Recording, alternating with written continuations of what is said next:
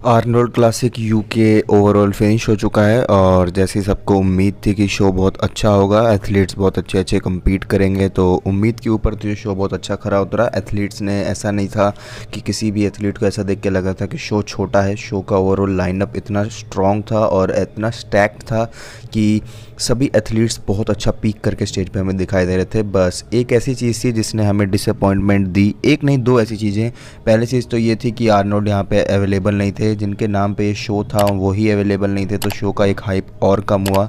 और second thing, इस show की लाइटिंग मुझे सबसे ख़राब लाइटिंग में से होने वाले शोज़ में से एक लगी। पूरे शो के अंदर एक बार भी ऐसा नहीं हुआ कि लाइटिंग एक परफेक्ट दिखाई दे रही हो जो शाइनी स्टेज पे होनी चाहिए, लेकिन फिर भी शो अच्छा था। कुछ एथलीट्स तो ऐसे थे जो कि बहुत अमेजिंग दिख रहे थे, जैसे कि अली बिलाल, जिन्होंने कि अपना तीसरा प्रो शो, यानी कि अपने इस साल में लगातार उन्होंने 3 प्रो शोज़ जीत लिए हैं और इसमें तीसरा प्रो शो बहुत बड़ा प्रो शो था जो कि कल उन्होंने जीता आर्नोल्ड क्लासिक यूके। और इसके बाद वो अब हमें 4 हफ्ते बाद इंडिया प्रो शो में खेलते हुए दिखाई देंगे। और ओवरऑल शो का लाइनअप अच्छा था, बट जिस तरह की कंडीशनिंग वो लेकर स्टेज के ऊपर आए थे वो अनबीटेबल थी। और ये सारे एथलीट जितने भी compete करते सभी अच्छी कंडीशन थे, बट अली की कंडीशनिंग बहुत ही अमेजिंग नेक्स्ट लेवल पे दिखाई देती है। हमेशा से ही कंडीशन से वो हमेशा शो जीतते आए हुए हैं।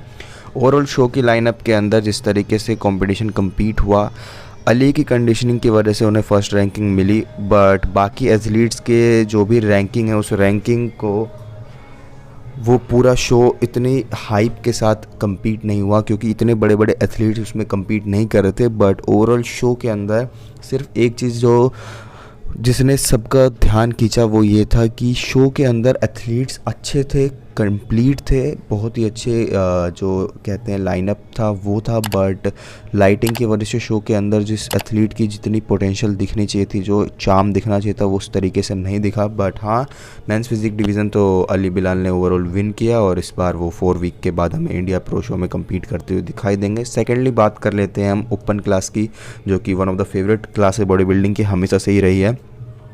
बहुत बड़ा एथलीट इसमें compete करते हुए दिखाई दिया हमें, जो कि अभी नए टाइम में उभरते हुए आए हैं। वो है एंड्रू जैक, मार्टिन फिट्ज और हॉलिंगसेड हुए, मार्क हेक्टर हुए। बहुत ही अमेजिंग शो था, लेकिन इस शो के अंदर फिर वही एक सबसे बड़ी कमी जो दिखाई दी वो थी लाइटिंग। ऐसी लाइटिंग थी कि किसी भी एथलीट के ऊपर हम ये नहीं देख रहे थे कि कोई एक एथलीट के ऊपर उसकी कंडीशनिंग हमें मैच दिख रही हो पिछले किसी भी शोज़ के साथ।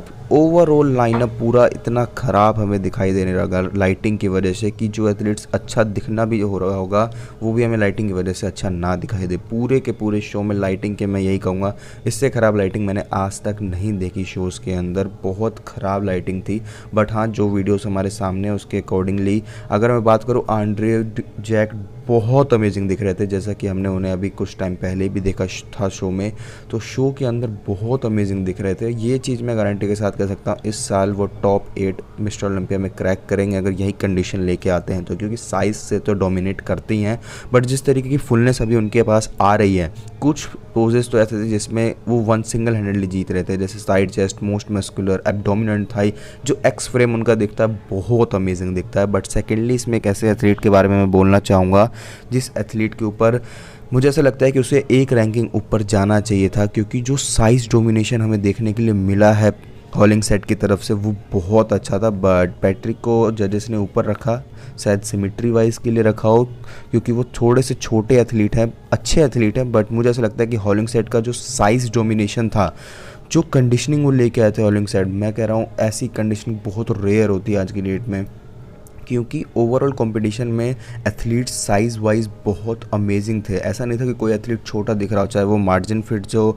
या मार्क हेक्टर हो, पैट्रिक हो, आंड्रे हो या फिर हॉलिंगसेड हो, साइज़ के साथ ही वो एथलीट हमें दिखाई दे रहे थे। बहुत रेयर होता है ऐसा कि साइज़ और कंडीशनिंग दोनों हमें ओपन क्लास बॉडी बिल्डिंग में देखने के लिए मिले, बट इस बार ऐसा हमें देखने के लिए मिला। लेकिन आप लोगों को वीडियोस के अंदर इतना क्लियरिफाई नहीं हो रहा होगा, क्योंकि जब ये लाइव था तब मैंने देखा था।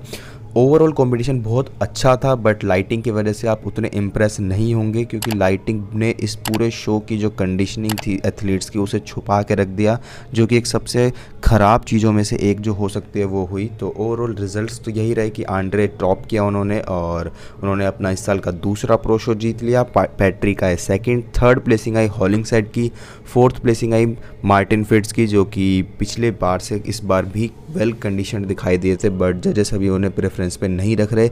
और फिफ्थ प्लेसिंग ऐसे एथलीट को, जिस एथलीट के बारे में काफ़ी बातें हो रही थी, वो है मार्क हेक्टर। तो अभी तो फ़िलहाल यही सब था इसके रिज़ल्ट्स में, और क्लासिक में भी बहुत अच्छे रिज़ल्ट्स आए, बट ओवरऑल अभी कुछ और अपडेट्स नहीं हैं। तो जब अपडेट्स आते हैं तो मैं आपके लिए वीडियो ले आऊँगा। फ़िलहाल अब बात करेंगे हम नेक्स्ट निक वॉकर की बायोग्राफी में और इंडिया प्रो शो के बारे में। तो तब तक के लिए शुक्रिया, धन्यवाद इस वीडियो को देखने के लिए। मिलते हैं नई वीडियो के साथ।